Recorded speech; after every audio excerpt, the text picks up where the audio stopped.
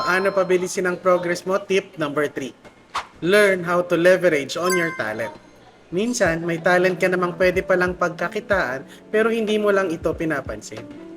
Halimbawa, marunong kang kumanta. Pwede kang kumanta sa mga live streams or mga events. Kung mahilig at marunong kang magluto, pwede kang gumawa ng mga pagkain at ibenta ito sa iyong office at mga katrabaho. At kung marunong ka palang sumayaw, pwede kang gumawa content online or pwede kang magkaroon ng dance class. Minsan, akala natin hobby lang ang mga ito, pero pwede pala itong maging income opportunity. I want you to remember that talent becomes leverage when you use it intentionally. Do a simple talent audit today. Ask yourself, may mga talents ba ako na pinuri ng iba na pwede kong pagkakitaan ngayon? Or may mga hobbies kang ginagawa na sa tingin mo pwede mo ring pagkakitaan? Minsan, ang opportunity nasa talent mo na.